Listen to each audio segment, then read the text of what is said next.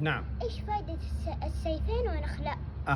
في العلم السعودي يمتاز بأنه في سيفين ونخلة. بس قبل ما أقول لك السيفين ونخلة أرجع وأقول لك أنه شهادة لا إله إلا الله محمد رسول الله اللي أصر عليها حكام آل سعود حفظهم الله من أيام الإمام محمد بن سعود إلى الملك سلمان حفظه الله.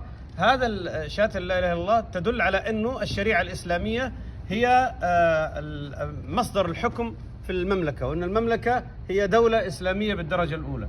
فلذلك حطوا شهادة التوحيد تدل على أنه لأنها هي أول أركان الإسلام لا إله إلا الله محمد رسول الله. أما بالنسبة للسيفين اللي في العلم، فالسيف دائما يا ابني عنده عدة رموز. الرمز الأول يدل على القوة، في يدك سيف كذا خلاص ما حد يقدر يكلمك، في يدك سيف. الأمر الثاني أن السيف يدل على الأصالة. يعني إيش الأصالة؟ السيف كان من أوائل الأسلحة اللي الناس كانوا يحاربوا فيها قبل ما يخترعوا البنادق والمسدسات والقنابل والطائرات. السيف كانوا الناس يتحاربون بالسيف قبل، بعد ما يتحاربون بالأيدي اخترعوا السيف وبدأوا الناس يتحاربوا فيه. الأمر الثالث أنه يرمز للعدالة. يعني كيف الواحد يكون في عنده عدل؟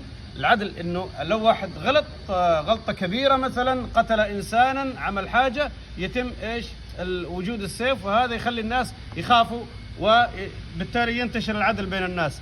اما بالنسبة للنخلة يا ولدي، فالنخلة ايضا ترمز للتجذر للأصالة، لانك انت متجذر في ارضك ما تفارق عنها مثل النخلة كذلك. والنخلة كذلك ترمز للنماء.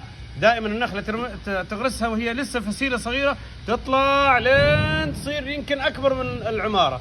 كذلك النخلة ترمز للعطاء. شوف النخلة قديش تعطينا من تمر، وقديش تعطينا من سعف، وقديش تعطينا من كل الأشياء اللي كانت تنفع الناس في الزمن الماضي ولين دحين تنفعنا.